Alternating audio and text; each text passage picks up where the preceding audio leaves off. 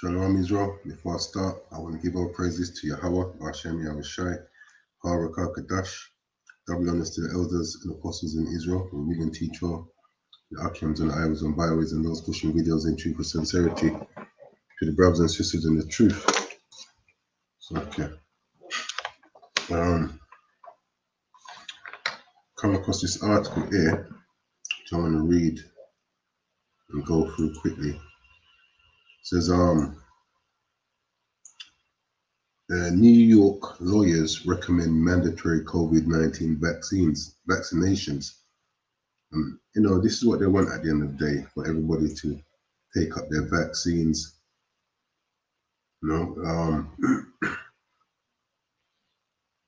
Normally, vaccines take years to produce. You have to check for side effects, long-term effects. And then on top of it, the vaccines that they're looking to push out, the mRNA vaccine, that these vaccines ain't really been used on humans before. But it's all, at the end of the day, a money-making scheme, because someone's going to get rich off these vaccines. But it says here that New York lawyers recommend mandatory COVID-19 vaccinations. And the people then really that they want vaccinations, is you Jakes. So I want to quickly read this article here. It says, the New York State Bar Association passed a resolution urging the state to consider enforcing mandatory COVID-19 vaccination, even if people object for religious reasons,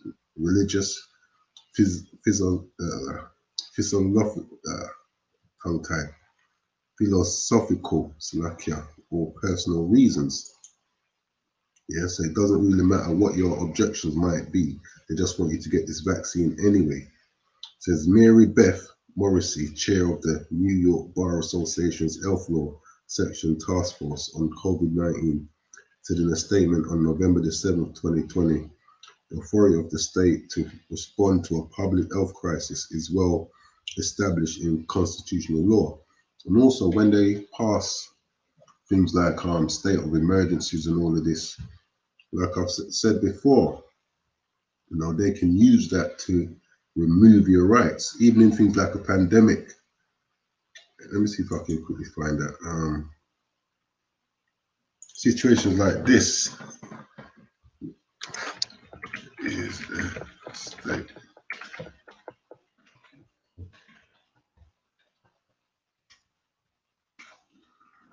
Even situations like this, they can use to remove your rights. And this is one of the reasons why they class this as a pandemic, so that they can use it to remove certain rights without having to abide by the laws that are in place. It says a state of emergency is a situation in which a government is empowered to be able to put through policies that it would normally not be permitted to do for the safety and protection of citizens. So, like I said, they class this thing as a pandemic so that they can pass certain laws which they wouldn't be able to get away with previously.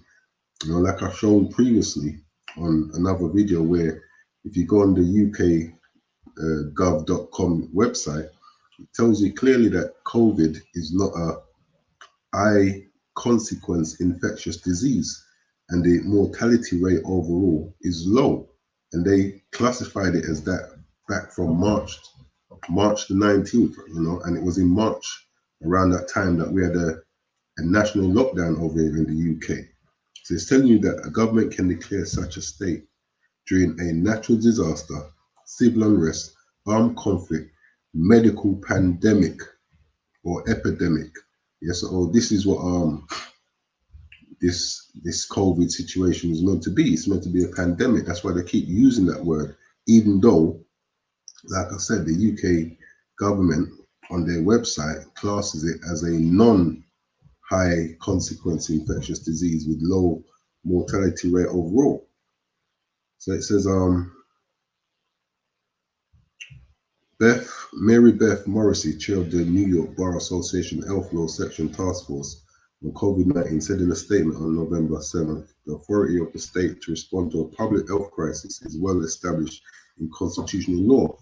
In balancing the protection of the public health and civil liberties, the public health law recognizes that a person's health can and does affect others. So this is why they're making such a big deal about people getting infected. Yeah, whereas they know that it's not as bad as they're making out to be. Yeah, and that's coming from their own website. It's not propaganda I'm pushing. Go on the ukgov.com website. It tells you, look up high consequence infectious disease. It tells you that COVID is not that, and the mortality rate overall is low. It says it may become necessary to require that certain individuals or communities. Now, ain't they always saying how our people are amongst the highest who are catching this virus? Yeah, it says it may become necessary to require that certain individuals or communities be vaccinated, such as healthcare workers and students, to protect the public's health. Yeah, and that's the line that they're trying to use, is to protect the public, to protect the public. That's why they keep throwing out that term pandemic. Added Morrissey, a research fellow at Fordham University Global Healthcare Innovation Management Center and a faculty member in the graduate schools.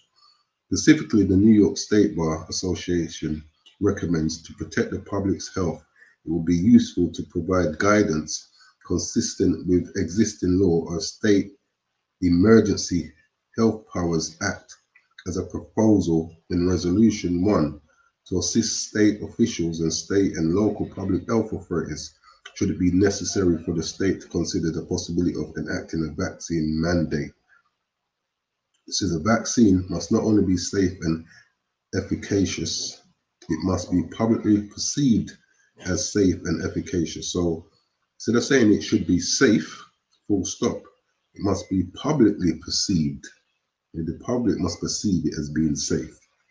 And one of the ways they're trying to get the public to actually accept this vaccine is, constantly putting fear out there, with high death rates. This might, the health system is going to be stressed out with all the people that's going into the hospital, etc. Wear a mask. Yeah, these are all situations that they're using to promote fear in people, so that when they do come with this vaccine, people's going to have less resistance to take it. They're going to quickly rush to take it for fear of, things getting worse. It says all 50 states have legislation requiring specific vaccines for students, although exemptions vary from state to state. All schools' immunization laws grant exceptions for medical reasons, states the National Conference of State Legislators website as of June 16, 2020.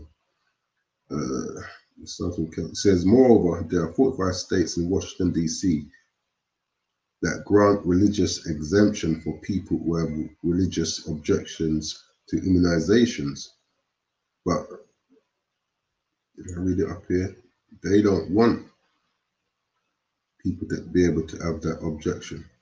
Yeah, it says here, enforcing mandatory vaccination, even if people object for religious, philosophical, or personal reasons. Yeah. So they don't really business. They just want to get this vaccine out there to the people. It says currently 15 states allow philosophical exemptions for those who object to immunization because of personal, moral, or other beliefs. New York's recommendation contrasts with the US FDA Vaccines and Related Biological Products Advisory Committee recommendation, which opposes mandatory vaccine policies since the initial COVID-19 vaccines are considered experimental, without proven vaccine efficacy. But still, they want to put it in law to be mandatory, regardless of it not being proven to be, what's the word they use? Let me use their terms. So like, moved it. It says, which opposes mandatory vaccination policy since the initial COVID-19 vaccines are considered experimental. So that's what they're doing, a big experiment on people, because if I'm not mistaken, and I stand to be corrected, but the mRNA vaccine ain't even been tested on animals. And on an article I was reading the other day, it said that they'd been doing human trials since April of this year. So that even makes you think that they probably had this vaccine already in the process, yeah, before they even started making us know that they were going to be working on quote unquote a vaccine for this thing. Yeah, the vaccine was probably put in place, and then next thing you know, we're in a pandemic. Then all of a sudden, get a few months, and we've got something we're trialing. But this is the wiles of Esau. You know, they want to oppose people's objections for doing it, even if it's religious grounds. This is Job, and these scriptures you find in these latter times are speaking more and more, because Mosiah is fulfilling his word.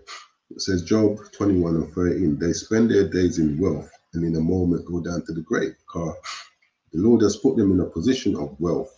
You know, how they earn their wealth, they've gone around the globe taking what belongs to others. You know, as the scripture says, they're never at home, they're always in other people's land. It says, therefore they say unto the Most High, depart from us, for we desire not the knowledge of thy ways. Yeah, they will not listen to anything that the Most High says. He's put them in a position of power, so therefore they believe they've gotten there of their own strength. So they don't desire the knowledge of thy ways. And Satan himself, I keep saying this, Satan himself, he blesses. And this is who's blessing these people. But it's going to backfire on them at the end of the day. Because unless your blessing is from the Lord, it's fruitless. This is Matthew 4 and 8. Again, the devil taketh him up into an exceeding high mountain, and showeth him all the kingdoms of the world and the glory of them, and saith unto him, all these things will I give thee, if thou wilt fall down and worship me. Yeah, and this is what these people have done. This is what Esau has done. You know, they've bowed down to the devil, and he's blessed them greatly. Obviously, it's the Lord who's allowed this blessing to go ahead. Yeah, so it says, therefore they say unto the Most High, depart from us, for we desire not the knowledge of thy ways. What is the Almighty that we should serve him? And what profit should we have if we pray unto him? And this is how you know that these people are not praying unto the Most High. Yeah, and if you're not praying unto the Most High and being blessed, who are you praying to? This is Psalms chapter 10, verse 4. It says, the wicked through the pride of his countenance will not seek after the Most High. The Most High is not in all his thoughts. This is why you have no problem trying to make this thing mandatory. Yeah, and won't really make people object even upon religious grounds. You know, don't we keep hearing now this is a Christian country, a Christian society? But yet, so when it comes to God, the Most High is not in your thoughts. It says, his ways are always grievous. Thy judgments are far above out of his sight. As for his enemies, he puffeth at them. Yeah, because the Most High has put him in a high position. Yeah, but it's only a matter of time before he strips him. I think it's in Romans chapter 9. It speaks about how the Most High raised up Pharaoh so that he can show his power. And that's what he's doing with Esau. Esau is the modern day Pharaoh, and he's raised him up to this higher state so that when he does bring him down now, yeah, the Most High will show his glory. It says, he has said in his heart, I shall not be moved, but I shall never be in adversity. And that's that pride. You know, you had Donald Trump talking about his military might and all of this stuff. Yeah, but that can't help him against the Most High. Yeah, that's that pride, you know, thinking that you can't be moved, where you've had that absolute power over these other nations. But now these other nations are rising up. They're not as small as they used to be. Said, his mouth is full of cursing and deceit and fraud. Under his tongue is mischief and vanity. Yeah. Where is it? Verse 11. Yeah. He has said in his heart, the Most High has forgotten. He hideth his face, he will never see it. So he believes that everything that he's doing, you know, the Most High ain't seen nothing what he's doing, you know, and that's because he's been getting away with it for so long. But there's gonna come that time when the Most High actually brings judgment upon this nation. Yeah. Verse 13. Wherefore does the wicked contemn the Most High? He has said in his heart, thou shalt not require it. And the Most High is going to require everything. Let me do that. This is he's going to require everything, every last dregs.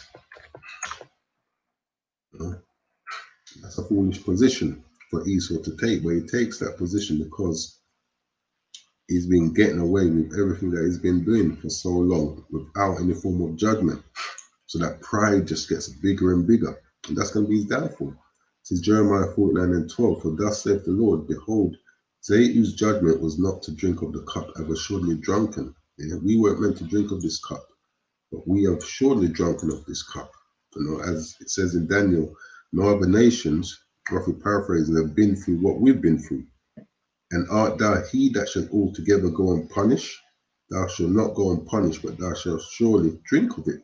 So where is saying here in Psalm 7, where does the Most High wherefore does the wicked contemn the Most High? He has said in his heart, thou will not require it. The scriptures lets us know the Most High is going to require every last dreg. Yeah? You're not going to get away with it, man. This is Psalms 73 and verse 5. It says, they are not in trouble as other men, neither are they plagued like other men. So this is why, they have this prideful attitude, can boast against the Most High, can set themselves up as if they are the Most High, sitting in the seat of the Most High. It says, Psalm 73 and 5, they are not in trouble as other men, neither are they plagued like other men. Yeah, like I said, the Most High ain't judging them for the things that they're doing, but they will be judged, like it just said in Jeremiah. Therefore pride compasseth them about as a chain, violence covereth them as a garment. Yeah. And that's what's happening now, man. Their pride is just so high. Yeah, thinking that they can't be moved, they'll never see adversity.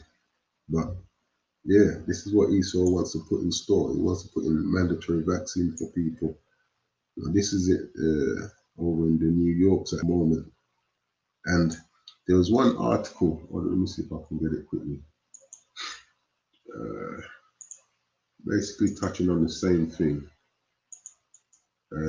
But let's see if I can find this. So okay, give me a second. Read this one there.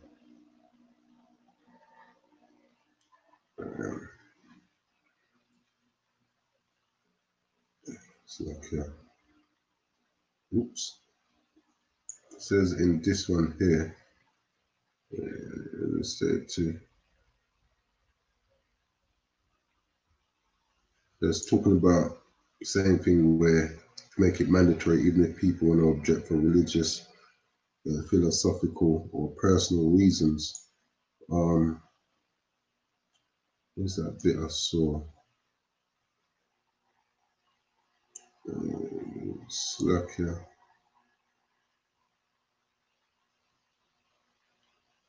I don't think I'm gonna find it, but got the gist of it anyway. They want to make this mandatory.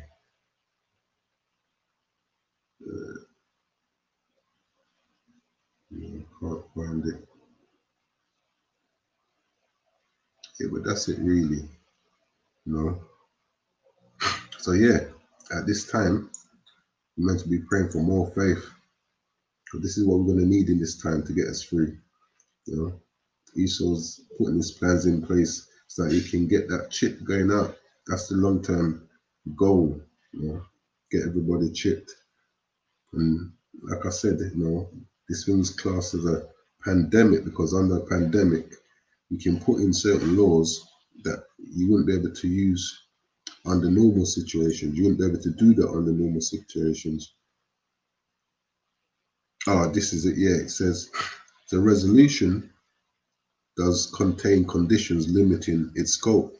Those include that the state government should only consider making vaccinations mandatory if voluntary COVID-19 vaccinations fall short of producing needed levels of population immunity.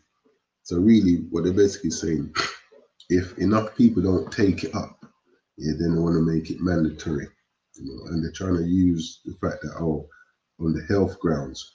You can infect me and so forth. So therefore, we need to make sure you're vaccinated. So yeah, they want as much people vaccinated by this thing here. But Lord is the one that we're going to lean on to guide us and protect us through this. So with that, I'm going to close out and give all praises to Yahweh, Bashem, Yahushai, Haraka Kadash, Kwame Sha'ala.